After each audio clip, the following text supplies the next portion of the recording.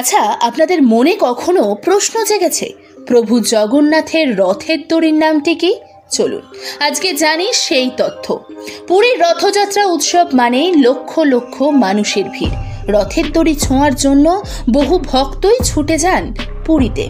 কিন্তু আপনারা কি জানেন এই দড়ি সাধারণ কোনো রশ্মি নয়, এর পেছনে রয়েছে এক পৌরাণিক কাহিনী। একবার শঙ্খচূড় নামে এক রাক্ষস প্রভু জগন্নাথকে অপহরণ করার চেষ্টা করেছিলেন, আর তখন ভগবান বলভদ্র ওই শঙ্খচূড়কে বধ করে তার শিরদাঁড়ার হাড় দিয়ে দড়ি বানিয়ে প্রভু জগন্নাথের রথ টেনেছিলেন। সেই থেকেই জগন্নাথ দেবের রথের দড়ির নাম হয় শঙ্খচূড়। শঙ্খচূড় অসুর হলেও ভগবান বলভদ্রের দ্বারা তার বধ হয়েছিল বলেই এই দড়িকে পবিত্র বলে মনে করা হয়। এই দড়িকে স্পর্শ করা মানে হলো পাপ মুক্ত হওয়া। আর তাই জগন্নাথ দেবের রথ নন্দী ঘোষের দড়ির নাম হয় শঙ্খচূড়। ভগবান বলভদ্রের রথ তালধ্বজের দড়ির নাম হয় বাসুকী ও দেবী সুভদ্রার রথ দর্পদলনের দড়ির নাম হয় স্বর্ণচূড়া।